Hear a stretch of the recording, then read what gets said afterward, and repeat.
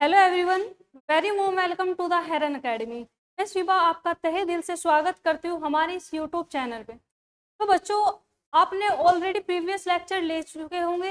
आप जो हमारे प्रीवियस लेक्चर है उनको आपने ले लिया होगा। और अगर अभी तक आपने उन लेक्चर को नहीं लिया है तो आप उनको भी जरूर ले लीजिएगा, क्योंकि ये हमारे इस सीरीज में क्या हो रहा है, हमने चैप्टर सेकेंड स्टार्ट कर चुके हैं जिसमें हमारे ऑलरेडी 7 लेक्चर हो चुके हैं। आज हमारा जो लेक्चर है वो लेक्चर 8 है। अगर इस लेक्चर के बारे में आपको थोड़ा सा ओवरव्यू दूं, आज आप इस लेक्चर में लेने क्या वाले हो, तो बच्चों हम ऑलरेडी अपने 7 जो हमारे लेक्चर हो चुके हैं उन सभी लेक्चर में हमने आपका जो क्लासिफिकेशन है वो कर चुके हैं। जो आपके किंगडम हमारा मोनेरा है उसको हम कंप्लीट कर चुके थे और किंगडम प्रोटिस्टा को हमने स्टार्ट किया था। तो आपका लेक्चर नंबर 7 था। उस लेक्चर में मैंने आपको किंगडम प्रोटिस्टा को स्टार्ट कर दिया था, जिसमें मैंने आपको क्राइसोफाइट्स के बारे में बता दिया था। उस लेक्चर में हमने क्या है, क्राइसोफाइट्स जो हमारा क्या है ग्रुप है, जो आपकी क्लास है, उसको हमने पढ़ा था, लेकिन उसकी हमने एनसीईआरटी नहीं ली थी। इट मीन्स क्राइसोफाइट्स क्राइसोफाइट्स को छोड़ो, हमने क्या किया था, किंगडम प्रोटिस्टा स्टार्ट किया। किंगडम प्रोटिस्टा के हमने नोट्स बनाए, उसको समझा। फिर हमने किंगडम प्रोटिस्टा को हमने क्या है डिवाइड किया था क्राइसोफाइट्स में, और आपके अदर स्लाइमोल्ड्स हो गया, यूग्लिनोइड्स हो गए, ये आपके क्लासेस में हमने डिवाइड किया था। तो उसमें हमने सबसे पहले आपको क्या किया था, क्राइसोफाइट्स के बारे में समझा दिया था। आज हम स्टार्ट करेंगे यूग्लिनोइड्स से, सॉरी आप बोलो डायनोफ्लैजिलेट से। आज का जो हमारा टॉपिक स्टार्ट होगा वो कहाँ से होगा, डायनोफ्लैजिलेट से। लेकिन इस टॉपिक को स्टार्ट करने से पहले जो आपका प्रीवियस लेक्चर था जिसमें हमने प्रोटिस्टा और क्राइसोफाइट्स के बारे में पढ़ा था, पहले हम उसकी एनसीईआरटी को लेके चलेंगे। मीन्स मैं आपको उसकी एनसीईआरटी पढ़ाऊंगी। एनसीईआरटी के बाद फिर हम अपने डायनोफ्लैजिलेट को स्टार्ट कर देंगे। तो बच्चों, ये हो गया आज के हमारे लेक्चर का ओवरव्यू। इट मीन्स इस लेक्चर में आप पढ़ने क्या वाले हो। तो आई थिंक आप इस चीज को समझ चुके होंगे इस लेक्चर में हम क्या समझेंगे। ठीक है, तो स्टार्ट करते बच्चों अपने लेक्चर को। और लेक्चर को स्टार्ट करने से पहले मैं आपको बता देना चाहूंगी, इस लेक्चर का जो हमारा मोटिव है वो ये मोटिव रहेगा कि मैं आपको जो आपके एनसीईआरटी के जो मतलब कि आप 11वीं क्लास में अगर आप नीट ड्रॉपर भी हो, नीट की प्रिपरेशन कर रहे हो, तो भी आपके लिए इनफ है, क्योंकि नीट की सिर्फ एक ही डिमांड है कि आप एनसीईआरटी को फॉलो करो। मैं आपको बता देना चाहूंगी बच्चों, अगर आप नीट एस्पिरेंट हो और आप अगर बायो पढ़ रहे हो तो बायो के नोट्स सिर्फ आपके 20% है। 80% आपको अपने जो एफर्ट है वो किस में देने, एनसीईआरटी में देने। अगर आप एनसीईआरटी की लैंग्वेज समझ गए तो 360 आउट ऑफ 350 इजिली आप गेन कर लोगे। तो सिर्फ एक ही मंत्र है, आपको क्या करना है, एनसीईआरटी को वर्ड टू वर्ड समझना है। और उसी चीज का प्रयास हम यहाँ पे कर रहे हैं। मेरा आपको आपके लिए यही प्रयास रहेगा कि मैं आपको नोट्स के साथ साथ आपकी जो एनसीईआरटी है उसको भी वर्ड टू वर्ड एक्सप्लेन कर दूं, ताकि आपको क्या है अपनी प्रिपरेशन में हेल्प मिल सके। तो बच्चों, आज हम क्या करेंगे, अपने टॉपिक्स को लेंगे, टॉपिक्स के साथ साथ मैं आपके नोट्स बनवाऊंगी, और नोट्स के साथ साथ में आपको उस जो टॉपिक हम पढ़ेंगे, जैसे कि हमने डायनोफ्लैजिलेट लिया, उसके आपके लिए जितने इंपॉर्टेंट नेसेसरी नोट्स है, मतलब कि जो आपको नोट्स प्रोवाइड कराने वो देने के बाद फिर उसकी मैं आपको क्या करा दूंगी, एनसीईआरटी भी समझा दूंगी। एनसीईआरटी में आपके क्या लिखा है वो आपको क्या समझाने की कोशिश कर रही है। तो बच्चों, स्टार्ट करते हैं हम आज आपका टॉपिक। आज हमारा जो, अगर हम बात करें हमारा कौन सा चैप्टर स्टार्ट है, बायोलॉजिकल क्लासिफिकेशन है, जिसका हमारा लेक्चर 8 है। और आज जो हम स्टार्ट करेंगे, आज हम स्टार्ट करेंगे किंगडम प्रोटिस्टा की एनसीईआरटी को लेके। तो बच्चों, साइड में एनसीईआरटी खोल के बैठ जाइएगा। जैसे जैसे मैं एनसीईआरटी आपको समझाऊंगी, आप जहां जहां पे मैं अंडरलाइन करूंगी, जो पॉइंट मैं आपको इंपॉर्टेंट बोलूंगा, आपको क्या करना है, उसको हाईलाइट करते हुए चलना है, या फिर आप उसको अपने पेन या पेंसिल से अंडरलाइन कर देंगे। रीजन बीइंग, अंडरलाइन आप उस चीज को करोगे जो आपके exam point of view, it means आपके नीट पॉइंट ऑफ व्यू से इंपॉर्टेंट हो जाता है। तो स्टार्ट करते हैं बेटे किससे, किंगडम प्रोटिस्टा से। अब किंगडम प्रोटिस्टा में देखो आपकी एनसीईआरटी आपको क्या समझाने की कोशिश कर रही है, चलिए पढ़ते हैं। ऑल सिंगल सेल यूकैरियोट्स और प्लेस्ड अंडर प्रोटिस्टा, मतलब कि जितने भी आपके सिंगल सेलुलर यूकैरियोटिक ऑर्गेनिज्म है उनको हमने किस किंगडम में इंक्लूड किया है, किंगडम प्रोटिस्टा में इंक्लूड किया है। But the boundaries of this kingdom are not well defined, मतलब कि आपके जितने भी सिंगल सेल, मतलब कि यूनिसेलुलर यूकैरियोट्स है, वो किस में इंक्लूड है, किंगडम प्रोटिस्टा में। लेकिन फिर भी इस किंगडम की जो बाउंड्रीज है वो वेल डिफाइंड नहीं है। बाउंड्रीज वेल डिफाइंड ना होने का मतलब यहाँ पे क्या है बच्चों, कि अभी तक भी मतलब कि जो आपके इस किंगडम के जो आपके ऑर्गेनिज्म है ना, इस किंगडम में कुछ आपके फोटोसिंथेटिक भी आते हैं, कुछ आपके नॉन फोटोसिंथेटिक, मतलब कि एक ही किंगडम है और एक ही किंगडम में आपके फोटोसिंथेटिक भी आ रहे हैं, नॉन फोटोसिंथेटिक भी आ रहे हैं। इस वजह से इस किंगडम की जो आपके बाउंड्रीज है वो वेल डिफाइंड नहीं है। इस आधार पर हम यह बात बोल रहे हैं, आप अपनी एनसीईआरटी में साइड में यहाँ पे नोट कर लेंगे, फोटोसिंथेटिक, फोटोसिंथेटिक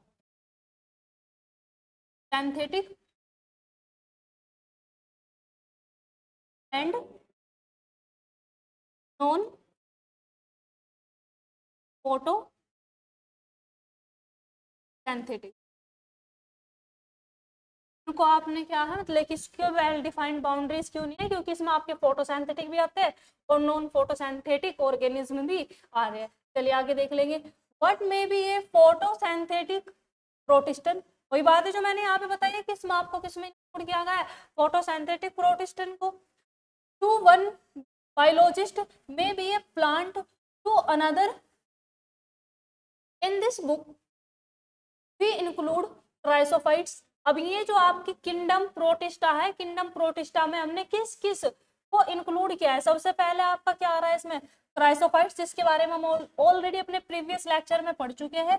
नेक्स्ट है आपका डायनोफ्लैजिलेट्स, जो आज हम डिटेल में पढ़ेंगे। उसके बाद हम पढ़ेंगे यूग्लिनोइड्स को और आपके स्लाइम मोल्ड्स एंड प्रोटोजोन। मतलब कि ये जो आपका किंगडम प्रोटिस्टा, इसमें किस किस को इंक्लूड किया है, यहाँ आप अपने बुक के इसमें साइड में यहाँ पे लिख सकते हैं शॉर्ट नोट के थ्रू। नंबर 1 क्या आ रहा है आपका इसमें, chrysophytes, chrysophytes. Number 2 dinoflagellate, dinoflagellate,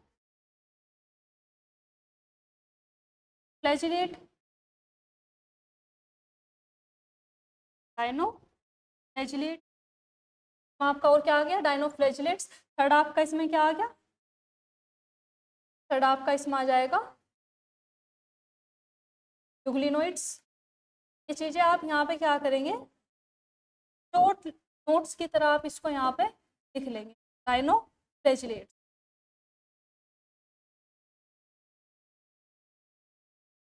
dino,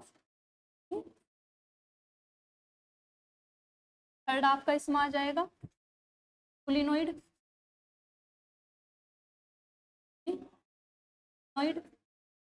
fourth आपका इसमें क्या आ जाएगा, स्लाइमोल्ड, वो लिखा हुआ है यहाँ पे slime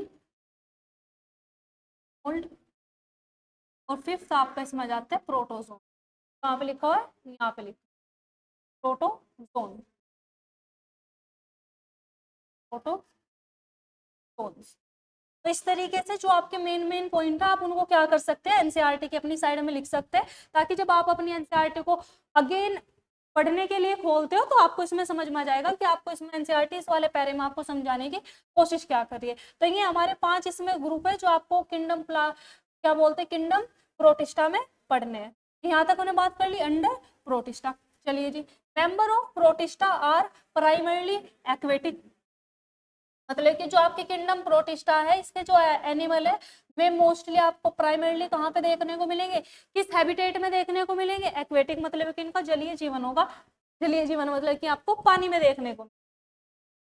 this kingdom form A link with other dealing with plants, animals and fungi. Important line याद रखेंगे कि जो आपके प्रोटिस्टा है किसके साथ लिंक करते हैं, प्लांट्स, एनिमल्स एंड फंगी के साथ। Beings eukaryotes, the protistan cell body contains a well defined nucleus.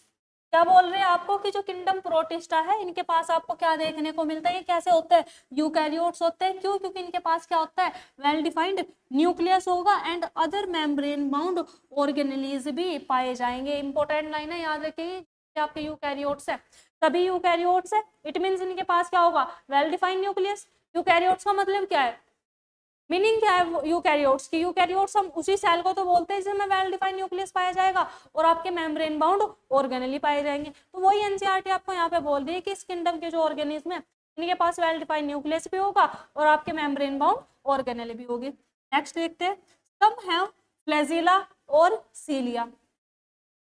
कुछ प्रोटिस्टा आपके ऐसे होते हैं जिनके पास फ्लैजिला और सीलिया हो गए। किस लिए होते हैं ये किस लिए है? ये मूव के लिए। तो प्रोटिस्टा क्या करते हैं? मूवमेंट करते हैं। मूवमेंट करने के लिए उनके पास क्या होता है? Flagella and cilia. चलिए, प्रोटिस्ट रिप्रोड्यूस एसेक्सुअली। जो आपके प्रोटिस्टन है कैसे रिप्रोड्यूस कर सकते हैं? Asexually and sexually. और जो सेक्सुअली रिप्रोडक्शन है किस तरीके से होता है? By a process involving cell fusion and zygote formation. कौन सी सेल की बात कर रहे हैं यहाँ पे? ये आपके यहाँ पे बात कर रहे हैं मतलब कि जो आपके प्रोटिस्टा होते हैं, ये जो प्रोटिस्टा है ये क्या करते हैं? इनकी सेल फ्यूजन करती है। सेल क्या करेगी? फ्यूज करेगी और फ्यूज करके किसका फॉर्मेशन कर लेगी? जाइगोट का फॉर्मेशन। तो ये बात होगी बच्चों आपकी किसकी? प्रोटिस्टा के बारे में। आई होप आपकी जो एनसीईआरटी की जो लाइन है क्या समझाना चाह रही है आप उसको समझ रहे होगे। बच्चों मैं आपको अगेन फिर बोल देना चाहूँगी, अगर आप नीट एस्पिरेंट हो या आप 11th में अगेन अपने नीट की तैयारी करने वाले तो ये जो बात है लेकिन जो एनसीईआरटी आप समझ रहे हो ये आपके लिए समझना बहुत ज्यादा जरूरी है। अगर आप इस चीज को हल्के में लेके चलोगे ना, सिर्फ नोट्स के पीछे भागोगे तो मैं नहीं मानती आप नीट क्लियर कर लो। क्योंकि नीट क्लियर करने का सिर्फ एक ही मंत्र है कि आप अपनी बायो की जो एनसीईआरटी है पढ़ना तो देखो फिजिक्स केमिस्ट्री भी है, लेकिन 1% के लिए अगर आप उनको थोड़ा सा कम लेके चले तो हो जाएगा। लेकिन विदाउट बायो की एनसीईआरटी आप नीट को क्वालिफाई नहीं कर सकते। अगर आपको नीट क्वालिफाई करना है तो आपकी एनसीईआरटी की एक एक लाइन को आपको समझ के चलना होगा। मतलब कि चार्ट लेना है भाई साहब बायो को, तो तभी आप नीट क्वालिफाई कर सकते हो। चलिए जी, तो हमने यहाँ पर अभी 5 क्लासेस के आई मीन 5 जो उसकी क्लासेस है उसके ग्रुप है के बारे में जिक्र किया था, अब उनको हमने एक एक करके पढ़ना है। क्राइसोफाइट्स के ऑलरेडी मैं आपको प्रीवियस लेक्चर में समझा चुकी हूँ, नोट्स आपको इसके प्रोवाइड हो चुके हैं। यहाँ पर हम इसकी एनसीईआरटी देख लेंगे। देखो क्राइसोफाइट्स के बारे में क्या बोल रहे। दिस ग्रुप, ये जो ग्रुप है, include diatoms and golden algae. Note करेंगे इस ग्रुप के अंदर किसको इंक्लूड किया गया है? एक तो डाइएटम्स को, दूसरा आपके गोल्डन एल्गी को। और गोल्डन एल्गी को हम क्या बोलते हैं? डेस्मिड्स बोलते हैं। गोल्डन एल्गी को क्या बोलते हैं? डेस्मिड। याद रखेंगे डेस्मिड जो टर्म किसके लिए यूज करते हैं? गोल्डन एल्गी को। मतलब कि डेस्मिड गोल्डन एल्गी को बोलते हैं, ना कि आपके डाइएटम्स को। They are found in fresh water as well as marine water.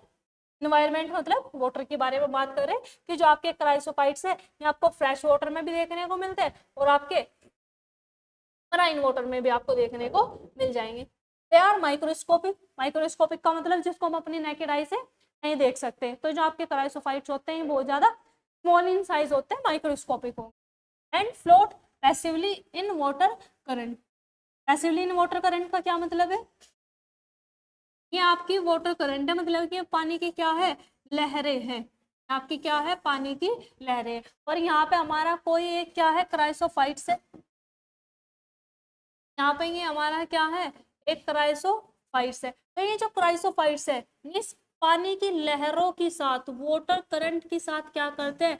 Move करते हैं। अब जब कोई चीज पानी की जो लहरें हैं इट मीन जो आपका वाटर करंट है इसके साथ में मूव कर रहा है तो इसको अपनी एक एक्स्ट्रा एनर्जी लगाने की ऐसी कोई खास रिक्वायरमेंट नहीं होगी। मतलब कि इसको एक्स्ट्रा एफर्ट लगाने की जरूरत नहीं है। तो जब ये एक्स्ट्रा एफर्ट नहीं लगा रहा है तो इसकी किसी प्रकार की कोई एनर्जी नहीं लगती है। तो जब कोई ऑर्गेनिज्म मूव करता है विदाउट एनर्जी को वेस्ट करे, मतलब कि यूज करे, तो उस टाइप की जो मूवमेंट होती है भाई उसको हम बोलते हैं पैसिवली। मतलब कि इसके लिए क्या टर्म यूज करते हैं? पैसिवली। देखो एक तो मूवमेंट होती है एक्टिवली, एक होती है पैसिवली। एक्टिवली का क्या मतलब हो जाएगा कि जब मूवमेंट में क्या लग रही हो? एटीपी यूज हो रही है। और जब मूवमेंट तो हो रही है लेकिन विदाउट एटीपी यूज के हो रही है तो उसको हम क्या बोलेंगे? Passively movement.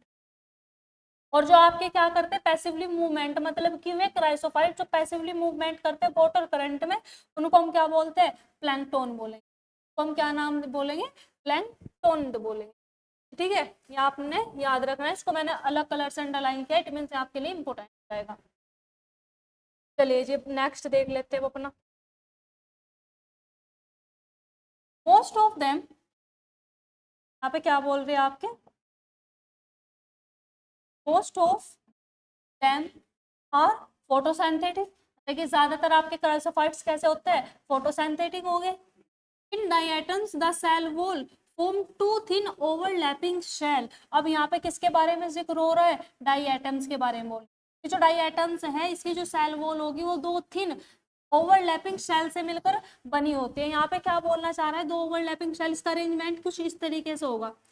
ये एक शेल है, ये आपकी क्या होगी? एक शेल है, होगी एक शेल, ठीक है। और एक सेल इसको इस तरीके से क्या करती है? ओवरलैप करती है। एक दूसरी सेल इसको इस तरीके से वो क्या कर रही है? ओवरलैप कर रही है। तो यहाँ पे क्या होगी? ये दो सेल है, यहाँ पे क्या है? दो सेल है, एक सेल आपकी ये होगी, एक सेल ये होगी। और अगर हम इस सेल की बात करें, ये जो सेल है, ये सेल बनी हुई किसकी है? ये सेल बनी होती है आपकी सिलिका की। ये जो सेल है ये बनी किस चीज की है? ये बनी हुई है सिलिका की। अब यहाँ पे जो डाई एटम्स होता है, देखो एक सेल ये है, एक सेल ये है, दोनों सेल ने एक दूसरे को क्या किया हुआ है? ओवरलैप किया हुआ है। और इसके बीच में यहाँ पे आपका क्या पाया जाता है? ये डाई एटम्स पाया जाता है। तो यहाँ पे यही बोलते हैं कि जो डाई एटम्स है किसके बीच में होता है? दो ओवरलैपिंग सेल के बीच में होगा। चलिए नेक्स्ट देखते हैं, नेक्स्ट क्या बोले? विच फिट टुगेदर, मतलब लेकिन दोनों जो सेल है ये एक दूसरे के साथ क्या है? ओवरलैपिंग करिए। और इनके बीच में आपको क्या देखने को मिलता है? इनके अंदर आपको देखने को मिलेगा डाइएटम्स। अब ये जो आपकी इस तरीके से ओवरलैपिंग करके जो स्ट्रक्चर बन रही है, ये किसके जैसी बन रही है? Together as a soap box, मतलब कि जैसे साबुन होता है ना, साबुन का जो बॉक्स होगा इसी तरीके से होता है कुछ। तो जिस तरीके से आपका सोप बॉक्स होता है, इसी तरीके से ओवरलैपिंग करके एक स्ट्रक्चर बना लेते हैं आपके सिलिका की। The walls are embedded with silica and thus walls are indestructible। क्या बोलते हैं इसको? indestructible। इसका मतलब क्या हो जाएगा कि ये जो वॉल होगी ना, ये वॉल आपकी बहुत ही हार्ड होती है, टफ होती है, ये ब्रेक नहीं होते बहुत ज्यादा, लेकिन जो ब्रेक ना हो इसके लिए टर्म यूज कर दिया है। नेक्स्ट आपको क्या बोल दिया? दस डाई एटम्स। ये जो टर्म है आपका, इसको आप अंडरलाइन कर लेंगे क्योंकि इंपॉर्टेंट है, पूछ सकते हैं आपके, तो आप हाईलाइट कर लेंगे। इंडेस्ट्रक्टिबल। चलिए जी, नेक्स्ट आपको यहाँ पे क्या बोल दिया?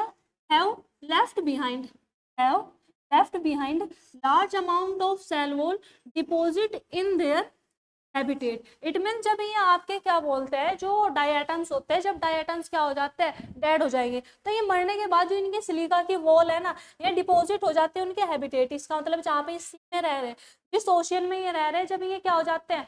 मर जाएंगे, तो इनकी जो सेल वॉल है वो कहाँ पे डिपॉजिट हो जाएंगी? उनके हैबिटेट उस ओशियन में डिपॉजिट हो जाएंगी।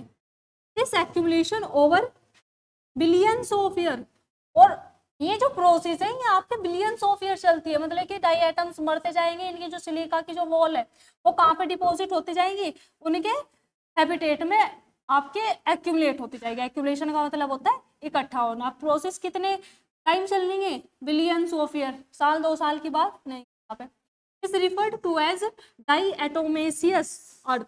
और ये जो आपके बिलियंस ऑफ ईयर तक जो आपकी जो सेल वॉल है वो कहाँ क्या हो रही है? डिपॉजिट हो रही है, एक्यूमुलेट हो रही है। तो उस अर्थ को, मतलब कि जहाँ पे ये एक्यूमुलेशन हो जाएगा, उस अर्थ को क्या बोल दिया जाएगा? डाई एटोमेसियस अर्थ बोल दिया जाएगा। क्यों? क्योंकि वहां पे डाई एटम्स के जो सेल वॉल है वो क्या हो रही है? वहां पे आपकी एक्यूमुलेट हो रही है।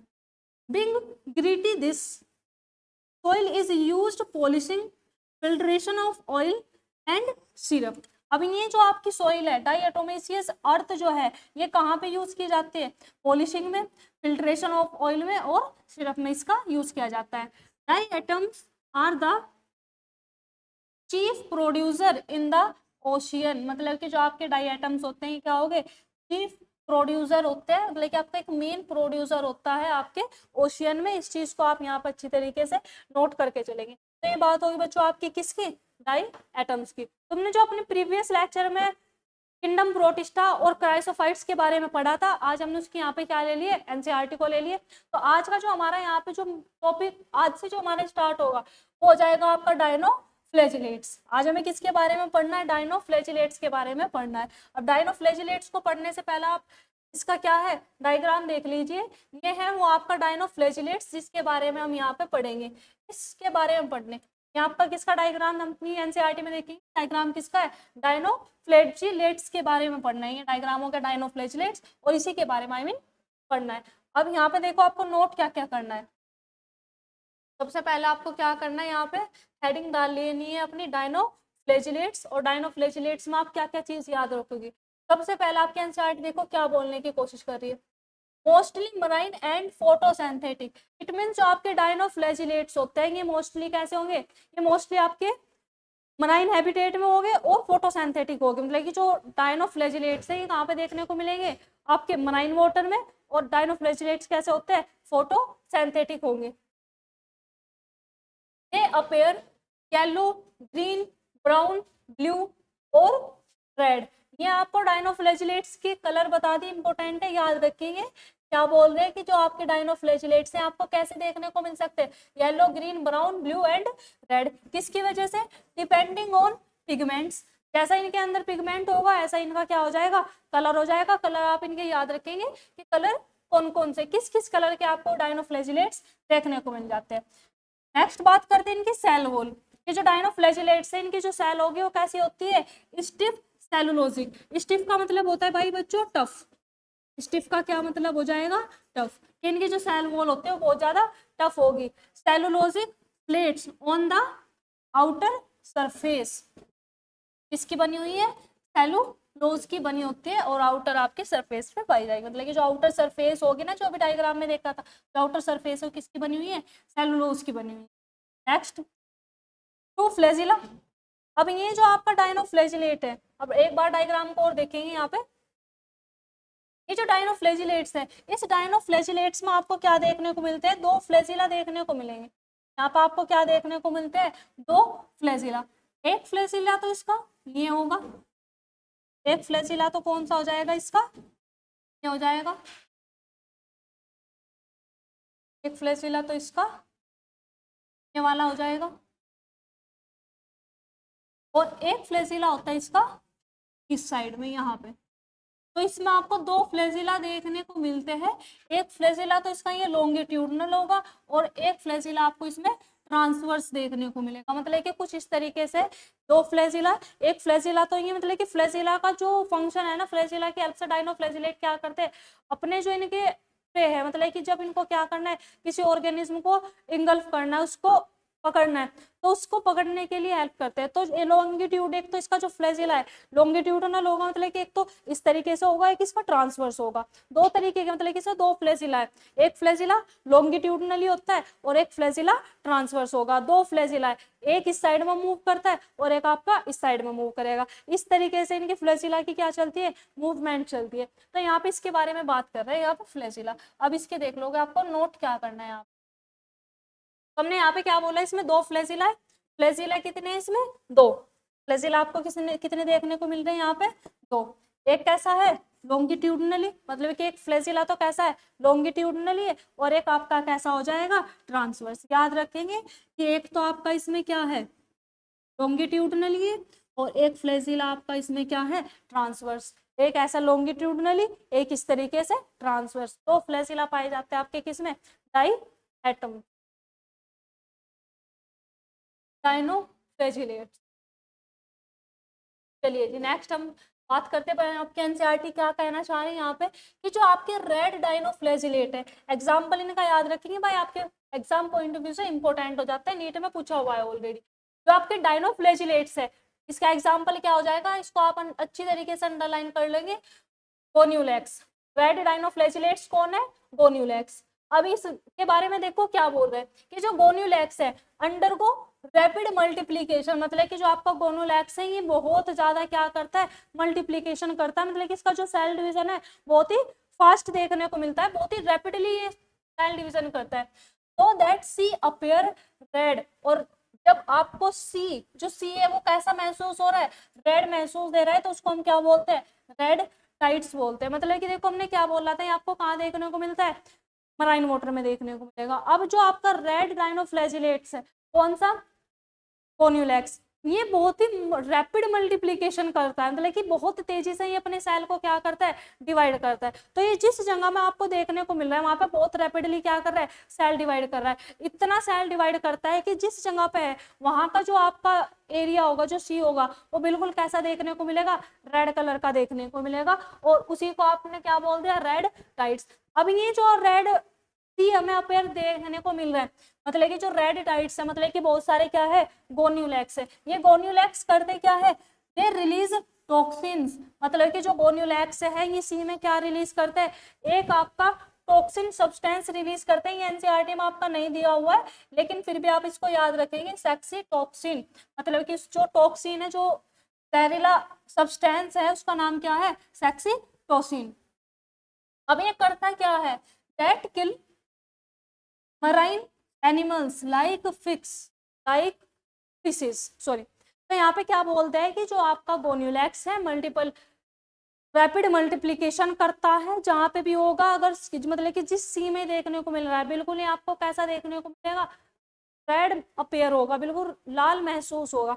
अब ये जो आपका गोन्यूलैक्स है, ये एक टॉक्सिन रिलीज करता है जिसका क्या नाम है, सेक्सीटोसिन। ये करता क्या है, वहां पे जितने भी मराइन एनिमल्स है, मतलब कि वहां पे जितने भी एनिमल्स देखने को मिल रहा है लाइक आपके फिशिस, उनको क्या कर देता है, ये किल कर देता है। तो ये बात होगी भाई आपकी किसकी, डायनोफ्लैजिलेट्स की। अब इसका यहाँ पे एग्जांपल देख, आई मीन इसकी एनसीईआरटी देख लेंगे कि एनसीईआरटी आपको इसमें क्या समझाने की कोशिश कर। सबसे पहले आप इसका डायग्राम अच्छे से देख लेंगे कि डायनोफ्लैजिलेट्स क्या है, मतलब कि ये क्या है, एक डायन है जिसके कितने फ्लैजिला है, दो। देखो यहाँ पे डाई टर्म आ रहा है ना, डाई का मतलब क्या होता है, दो, और दो ही हमने यहाँ पे फ्लैजिला बताया है कि एक फ्लैजिला तो इसका कैसा है, लॉन्गिट्यूडनल है, एक फ्लैजिला इसका ट्रांसवर्स है। दो फ्लैजिला होने की वजह से इसका क्या नाम है, डायनोफ्लैजिलेट्स, मतलब कि एक ऐसी डायन जिसके दो फ्लैजिला है। एनसीईआरटी देखिए भाई इसकी, These organisms are mostly marine and photosynthetic। Dinoflagellates आपके ज्यादातर कैसे होते हैं, मराइन और फोटोसिंथेटिक होंगे।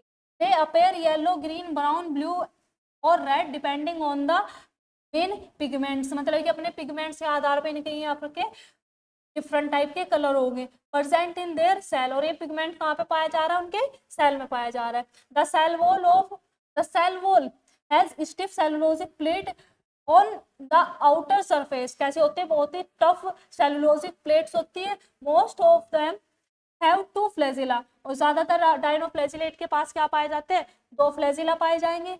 वन लाइन लॉन्गिट्यूडनली, मतलब कि एक तो आपका कैसे होगा, लॉन्गिट्यूडनली होगा, ठीक है, एंड द अदर ट्रांसवर्सली, और दूसरा आपका क्या होगा, ट्रांसवर्सली होगा दूसरा फ्लैजिला।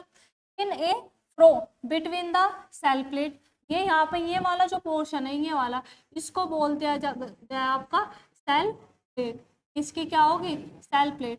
तो ये कहाँ से निकलता है, सेल प्लेट का जो फ्रो है, सेल प्लेट का जो फ्रो है वहां से क्या करता है, आपका इमर्ज करता है। चलिए जी, अब नेक्स्ट आपको क्या बोल रहे हैं, वेरी ऑफ्टन रेड डायनोफ्लैजिलेट्स, जो अभी हमने बात करी थी, रेड डायनोफ्लैजिलेट का एग्जांपल क्या होगा आपका, Gonyaulax, undergo such rapid multiplication. Gonyaulax क्या करता है, रैपिड मल्टीप्लिकेशन करता है, that they make the sea appear red, और जिसकी वजह से जो सी है वो आपको कैसा महसूस देगा, रेड महसूस देगा, जिसको हम क्या बोलते हैं, रेड टाइड्स बोलते हैं। ये टॉक्सिन रिलीज करता है by such large number of many even kill other marine animal such as fishes, मतलब कि जो एक टॉक्सिन रिलीज करता है, उस टॉक्सिन से क्या होते हैं, जितने भी आपके एक्वेटिक एनिमल है लाइक फिशेस में क्या हो जाते हैं, किल हो जाते हैं। क्यों, क्योंकि वो जो सब्सटेंस है वो बहुत ज्यादा टॉक्सिक होता है। चलिए भाई, ये हो गया आपका डायनोफ्लैजिलेट्स, यहाँ से आपका स्टार्ट हो चुका है नेक्स्ट पॉइंट, जिसको हमने बोल दिया यूग्लिनोइड। तो आप क्या करेंगे, यूग्लिनोइड हेडिंग डाल लेंगे भाई। चलिए जी, हेडिंग डाल लेंगे भाई आप लोग, यूग्लिनोइड।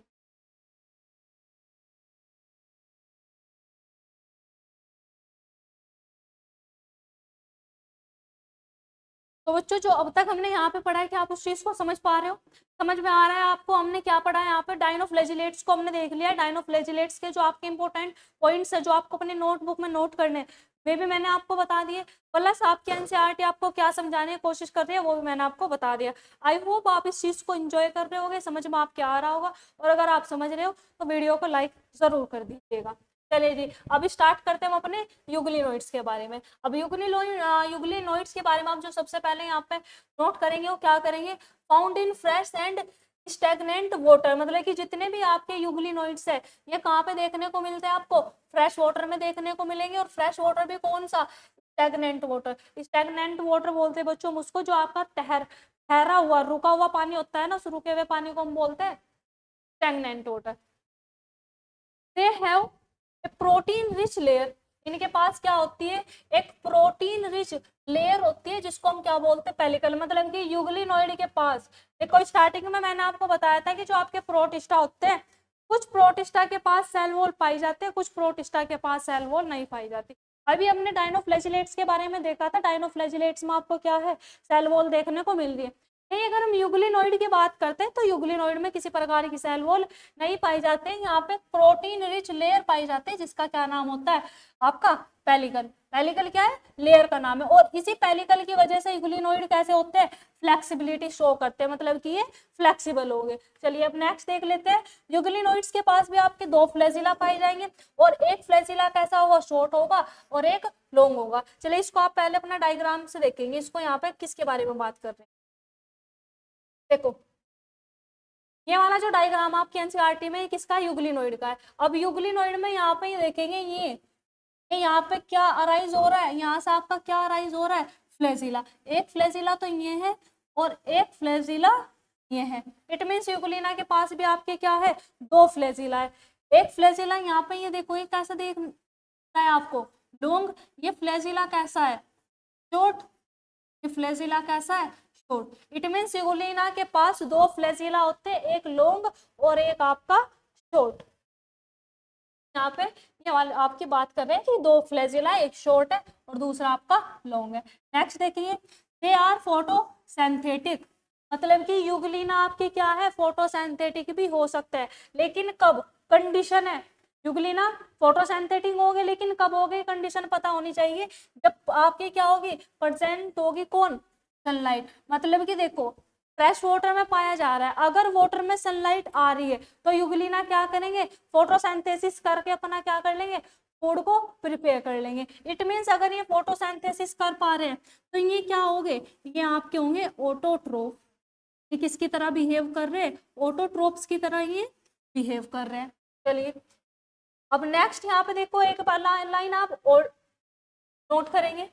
अभी तो हमने क्या बोला था, प्रेजेंस ऑफ सनलाइट, लेकिन अगर कंडीशन ये हो कि सनलाइट ना आ रही हो, जहाँ पे ये पाए जा रहे हैं, जहाँ पे ये आपके जिस हैबिटेट में है वहां पे अगर सनलाइट नहीं आ रही है, क्या बोल दिया हमने, सनलाइट अब्सेंट, तो ये बिहेव करते हैं किसकी तरह, हेटेरोट्रोप्स की तरह। मतलब कि देखो ऑटोट्रोफ कौन है, जो अपने फूड को सेल्फ प्रिपेयर करते हैं, हेटेरोट्रोफ को जो अपने फूड के लिए किसी अदर ऑर्गेनिज्म पे डिपेंड होंगे। तो अगर सनलाइट आ रही है तो यूग्लिनोइड क्या करता है, यूग्लिना तो यूग्लिनोइड में क्या करेंगे, फोटोसिंथेसिस करेंगे। और अगर सनलाइट नहीं है तो ये किसकी तरह बिहेव करते हैं, ये हेटेरोट्रोप्स की तरह बिहेव करेंगे। मतलब कि अभी ये अपने फूड के लिए किसी अदर ऑर्गेनिज्म पे डिपेंड होंगे। देखो वही यहाँ पे लिखा हुआ है, heterotrophs by predating on their other organism, मतलब कि जो इनके आसपास छोटे छोटे अदर ऑर्गेनिज्म होगा तो सनलाइट ना होने की वजह से ये उन ऑर्गेनिज्म को इंगल्फ कर जाएंगे, उनको खा जाएंगे। The pigments are identical to those of higher plants. अब जो आपके यूग्लिनोइड में जो पिगमेंट पाया जाता है वो किसके सिमिलर होगा, जो आपके हायर प्लांट्स होते हैं उनके सिमिलर होगा। और इसका एग्जाम्पल क्या हो जाएगा यूग्लिनोइड्स का, आपका यूग्लिना। एग्जाम्पल याद रखेंगे, यूग्लिनोइड्स का एग्जाम्पल क्या है, यूग्लिना। और यूग्लिना क्या है, यूग्लिना भी हमने क्या बोला है, ये फोटोसिंथेसिस भी कर रहा है, ये आपका हेटेरोट्रोप्स की तरह भी बिहेव कर रहा है, इसलिए यूग्लिना को हम क्या बोलते हैं, link between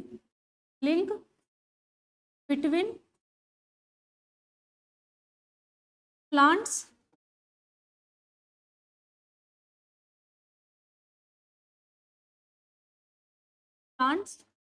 and animals. Plants और एनिमल के बीच हमने इसको क्या बोला है, लिंक। क्यों, क्योंकि प्लांट्स की तरह फोटोसिंथेसिस कर रहा है, और ये एनिमल्स की तरह क्या कर रहा है, दूसरे ऑर्गेनिज्म को इंगल्फ कर रहा है अपने फूड के लिए। चलिए जब इसकी यहाँ पे देख लेंगे एनसीईआरटी, तो अभी हमने क्या बोला है कि ये फोटोसिंथेसिस भी करता है और ये आपका हेटेरोट्रोफ भी है। तो अगर हम इसके न्यूट्रिशन की बात करें, इसका न्यूट्रिशन कैसा हो जाएगा, इसका न्यूट्रिशन हो जाएगा आपका मिक्सोट्रोफिक। तो हम क्या बोल सकते हैं यहाँ पे, मिक्सोट्रोफिक। मिक्सोट्रोफिक का क्या मतलब हो जाएगा, मिक्सोट्रोफिक का मीन्स हो जाएगा कि जो आपके ऑटोट्रोफ भी हो और हेटेरोट्रोफ भी हो। चलिए अब यहाँ पे देख लेते हैं एनसीईआरटी क्या बोल रही है। Majority of them are fresh water organism, मतलब कि ज्यादातर जो आपके यूग्लिनोइड्स हैं कहाँ पे देखने को मिलेंगे, फ्रेश वाटर में देखने को। फाउंड इन स्टेगनेंट वाटर, मतलब कि जो ठहरा हुआ पानी होता है उसमें देखने को। Instead of a cell wall, और इसमें आपकी सेल वॉल नहीं पाई जाएगी। They have a protein rich layer, इनके पास क्या होते हैं, प्रोटीन रिच लेयर होती है जिसका क्या नाम होगा, pellicle, which make their body flexible, और इसी की वजह से इनकी जो बॉडी होगी वो कैसी होगी, फ्लेक्सिबल होगी। दे हैव टू फ्लैजिला, इनके पास क्या होंगे आपके, दो फ्लैजिला होंगे। दो फ्लैजिला कैसे होंगे भाई, एक तो शॉर्ट होगा और एक आपका लॉन्ग होगा, याद रखेंगे। इसके बाद दो they are photosynthetic in presence of sunlight, अगर सनलाइट की प्रेजेंस है तो ये क्या करेंगे, फोटोसिंथेसिस करेंगे। Deprived of sunlight they behave like heterotrophs, और अगर सनलाइट नहीं है तो ये किसकी तरह बिहेव करते हैं, ये आपके हेटेरोट्रोप्स की तरह बिहेव करेंगे। By predating on other smaller organism, तो ये क्या करेंगे, दूसरे जो उनके आसपास में जो छोटे ऑर्गेनिज्म होंगे उनको इंगल्फ कर जाएंगे, मतलब कि उनको खा जाएंगे। Interestingly the pigments of euglenoids, क्या बोल रहे हैं, जो यूग्लिनोइड्स के पास जो पिगमेंट होता है are identical of those present in higher plants, जिस तरीके से हायर प्लांट्स के अंदर क्लोरोफिल होगा उसी तरीके से यूग्लिनोइड के अंदर भी क्या होता है, क्लोरोफिल पाया जाता है। और आपके यूग्लिनोइड का एग्जांपल क्या हो जाएगा, यूग्लिना इंपॉर्टेंट है, याद रखेंगे कि जो यूग्लिनोइड ग्रुप है इसमें कौन सा ऑर्गेनिज्म आ रहा है, यूग्लिना ऑर्गेनिज्म आ रहा है। चलिए जी मूव करते हैं अपने नेक्स्ट टॉपिक की ओर, और आज का हमारा जो लास्ट टॉपिक रहेगा वो क्या रहेगा, स्लाइम मोल्ड्स। तीसरा कितना ग्रुप हो गया, देखो सबसे पहले हमने क्या किया था, किंगडम प्रोटिस्टा स्टार्ट किया था, उसमें हमने किसको देखा सबसे पहले, क्राइसोफाइट्स को। तो क्राइसोफाइट्स के बाद हमने यहाँ पे किसको देख लिया, यूग्लिनोइड्स को। और अब हमारा नेक्स्ट टॉपिक यहाँ पे क्या स्टार्ट हो जाएगा, स्लाइम मोल्ड्स, और लास्ट आपका 5th नंबर का क्या रह जाएगा, प्रोटोजोन। तो भाई हम यहाँ पे देख लेंगे अपना स्लाइम मोल्ड्स। अब स्लाइम मोल्ड्स के बारे में आपको देखो क्या क्या बातें यहाँ पे याद रखनी है। सबसे पहले they are saprophytic protista. Saprophytic कौन हो गए, सैप्रोफिटिक हम इनको बोलते हैं जो फीड करते हैं, जो फीड करते हैं कहाँ पे, feed on dead and decaying material, जो फीड करते हैं किस पे, डेड और डिकेइंग मटेरियल पे, उनको हम क्या बोलते हैं, सैप्रोफिटिक। मतलब कि जो अपने न्यूट्रिशन के लिए किस पे डिपेंड होते हैं, डेड और डिकेइंग, मतलब कि सड़े गले या फिर मरे हुए ऑर्गेनिज्म पे डिपेंड होते हैं, उनको हम क्या बोलते हैं, सैप्रोफिटिक बोलते हैं। सैप्रोफाइट, सैप्रोफिटिक हो गए टाइप ऑफ न्यूट्रिशन, और जो इस तरीके का न्यूट्रिशन करते हैं उनको हम बोलते हैं सैप्रोफाइट। फर्क होता है सैप्रोफिटिक और सैप्रोफाइट्स में। The body moves along decaying twigs and leaves engulfing organic material. देखो यहाँ पे याद रखेंगे क्या बात कर रहे हैं यहाँ पे, कि ये जो आपके स्लाइम मोल्ड्स हैं ये मूव करते हैं किसके साथ में, जो आपकी डिकेइंग ट्विंग्स होते हैं। मतलब कि देखो इस तरीके से ट्विंग्स यहाँ पे टर्म यूज किया जा रहा है टहनी के लिए, मतलब कि प्लांट है उसकी कोई एक ब्रांच टूट गई जिसको हम नॉर्मली क्या टर्म यूज करते हैं, टहनी। अब वो जो ब्रांच टूटी पड़ी है उसके ऊपर ये क्या कर जाएंगे आपके, मतलब कि उससे अपना न्यूट्रिशन गेन करेंगे। तो जो आपकी क्या है, ट्विंग्स एंड लीव्स है, मतलब कि जो टहनी है और उस पे जो पत्तियां लगी है उसको ही क्या करेंगे, इंगल्फ करेंगे, और ऑर्गेनिक मैटर उस पत्ती और टहनी के अंदर जितना भी आपका ऑर्गेनिक मटेरियल है उसको ही क्या कर जाएंगे, इंगल्फ कर जाएंगे। तो यहाँ पे क्या मूव कर, मतलब कि क्या समझाने की कोशिश कर रहे हैं, एक लाइन सपोज करो एक आपकी टहनी है वो पड़ी है, तो जितने भी स्लाइम मोल्ड्स है ये उस पर मूव करेंगे, मतलब कि उस पर मूव, उसके आप बोल सकते हैं कि उस पर चढ़ जाएंगे, ठीक है। तो उस पर टहनी है और उसकी जो लीव्स है उसको क्या करना स्टार्ट कर देंगे, इंगल्फ करना स्टार्ट कर देंगे। और उन लीव्स के अंदर प्लांट है, देखो जो प्लांट है उसके अंदर आपके ऑर्गेनिक मैटर पाया जाता है, तो उसके अंदर जितना भी ऑर्गेनिक मैटर होगा उसको ही धीरे धीरे क्या कर देंगे, इंगल्फ कर देंगे। क्योंकि हमने अभी यहाँ पे बोला था इसी वजह से इनको क्या बोलते हैं, सैप्रोफिटिक बोलते हैं, क्योंकि डेड और डिगिंग मटेरियल पे क्या करते हैं आपके, सर्वाइव करते हैं। अब इस लाइन को यहाँ पे समझेंगे, देखो क्या बोल रहे हैं, अंडर सुटेबल कंडीशन। सुटेबल बात किसकी कर रहे हैं, कंडीशन की बात यहाँ पे कर रहे हैं आप, कंडीशन की।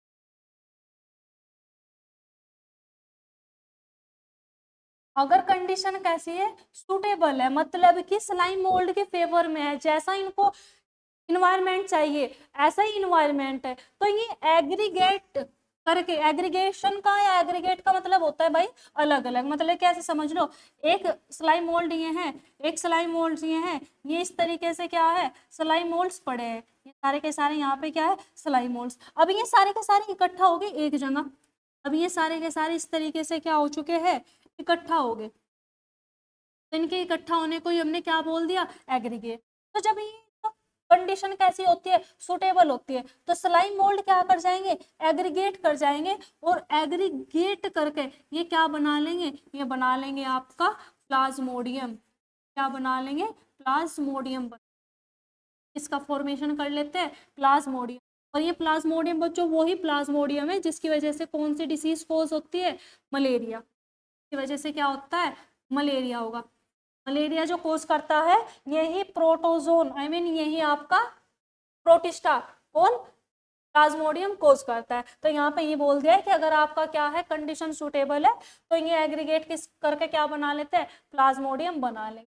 लेकिन कंडीशन ये भी है कि अंडर अनफेवरेबल कंडीशन, कि अगर क्या हो, कंडीशन अनफेवरेबल हो, मतलब कि जैसे इनको कंडीशन चाहिए ऐसी इनको कंडीशन नहीं मिल रही, तो उस कंडीशन में क्या करते हैं कि जो आपका प्लाज्मोडियम है ये डिफ्रेंशिएट हो जाएगा, मतलब कि जहां ये भी एग्रीगेट हुआ था अब ये अलग अलग हो जाएगा। अब सारे के सारे जो प्लाज्मोडियम है क्या हो जाएंगे, डिफ्रेंशिएट हो जाएंगे, और क्या बना लेंगे, forms fruiting body bearing spores at their tips. इस तरीके से ये जो आपके प्लाज्मोडियम है ये कुछ इस तरीके की स्ट्रक्चर बना लेंगे,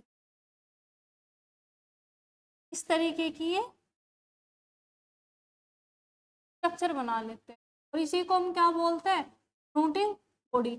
यहाँ पे ये इसकी क्या होगी, फ्रूटिंग बॉडी, और इसके अंदर यहाँ पे क्या रहते हैं, इसके स्पोर रहेंगे, इसके अंदर इसके क्या रहेंगे, स्पोर रहेंगे। तो अनफेवरेबल कंडीशन में क्या कर लेते हैं, जो प्लाज्मोडियम में आपका डिफ्रेंशिएट हो गए आपकी फ्रूटिंग बॉडी का फॉर्मेशन, इनको बोलते हैं fruiting body. Spores have true walls, अब इनके जो स्पोर होंगे उनके पास क्या पाई जाएगी, एक ट्रू वॉल्स पाई जाएगी। They are highly resistant and survive for many years. इनके जो सेल वॉल हो गए, मतलब कि जो स्पोर की जो सेल वॉल होती है वो बहुत ही मतलब कि टफ होती है। जिस तरीके से आप क्या बोलते हैं, पोलन ग्रेन होता है ना, पोलन ग्रेन की जो एक्साइन लेयर होती है वो भी कैसी होती है, बहुत ज्यादा हाईली मतलब कि टफ होती है, और इसी वजह से वो क्या कर पाते हैं, सर्वाइव कर पाते हैं बहुत सालों तक।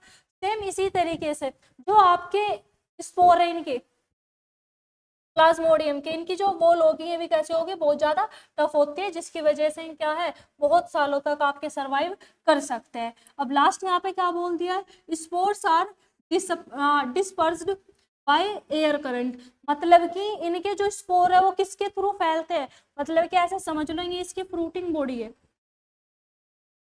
ये फ्रूटिंग बॉडी है, और इसके अंदर यहाँ पे इसके क्या भरे हुए हैं, स्पोर, यहाँ पे इसके क्या भरे हुए हैं, स्पोर भरे हुए। अब जैसे ये फ्रूटिंग बॉडी आपकी क्या करेगी, फटेगी, ये यहाँ से क्या हो जाएगी, रप्चर हो जाएगी, तो इसके अंदर जितने भी स्पोर है वो किसके साथ में फैलते हैं, मतलब कि जिस भी डायरेक्शन का आपका क्या होगा, एयर करंट होगा, मतलब कि जिस भी डायरेक्शन में हवा क्या हो रही है, बह रही है, उसी डायरेक्शन में क्या कर जाएंगे, ये जितने भी स्पोर है ये आपके डिस्पर्स कर जाएंगे, मतलब कि ये फैल जाएंगे। मतलब कि कहने के कुल मिलाकर बात ये है कि इनके जो स्पोर है वो किसके थ्रू फैलते हैं, एयर करंट के थ्रू फैलते हैं। तो एनसीईआरटी आपको यहाँ पे ये बात समझाने की कोशिश कर रही है। चलिए जी, अब इसकी जब हमने यहाँ पर नोट्स देख लिए तो इसके आप एक बार एनसीईआरटी भी देख लेंगे कि यहाँ पे क्या क्या लिखा हो। सबसे पहले आप इस डायग्राम पे यहाँ पे, सॉरी ये वाला नहीं है, ये वाला इसका डायग्राम, स्लाइम मोल्ड का जो डायग्राम है ये वाला है, चलिए यहाँ पे देखेंगे स्लाइम मोल्स के बारे में क्या बोल रहे हैं। Slime moulds are saprophytic protist, मतलब कि कैसे प्रोटिस्ट है, सैप्रोफिटिक है।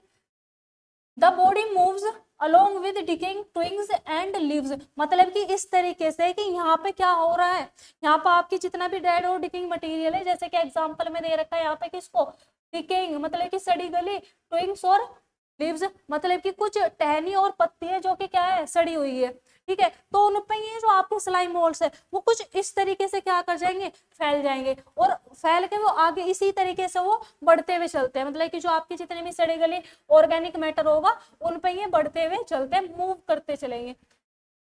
Engulfing organic material under suitable condition, अब अगर कंडीशन कैसी है, सुटेबल है, they form an aggregation called plasmodium, तो ये एग्रीगेट करके क्या बना लेंगे, प्लाज्मोडियम बना लेंगे, विच में grow and spread over several feet, और कई फीट तक ये क्या कर जाते हैं, फैल जाएंगे।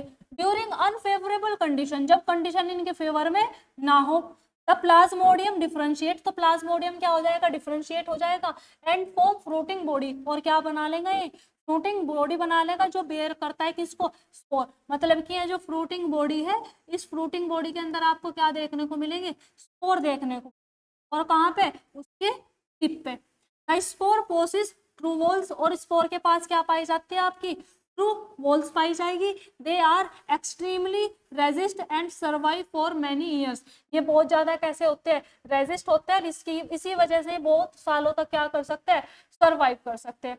Even under adverse condition the spore are dispersed by air current, और ये जो स्पोर आपके किसके थ्रू फैलते हैं, एयर करंट के थ्रू फैलते हैं। तो बच्चों यहाँ तक हमने क्या है, इसके आपके ऑल 5 ग्रुप हमने प्रोटिस्टा के कितने ग्रुप पढ़े थे, 5, उनमें से हमने 4 ग्रुप को हमने आप अपना कवर कर लिया है। लास्ट आपका बचा है प्रोटोजोन, उसको हम लेंगे अपने नेक्स्ट वीडियो में, क्योंकि वीडियो ज्यादा लंबी हो जाएगी। तो बच्चों आज के लिए इतना ही। अगर आपके यहाँ तक जो भी मैंने आपको समझाया है एनसीईआरटी में, और जो आपके नोट्स आपको प्रोवाइड कराए हैं, अगर आपको वो बेनिफिशियल लग रहे, पसंद आ रहे, तो वीडियो को लाइक और सब्सक्राइब जरूर करिएगा, और आने वाली वीडियो को भी जरूर देखिएगा।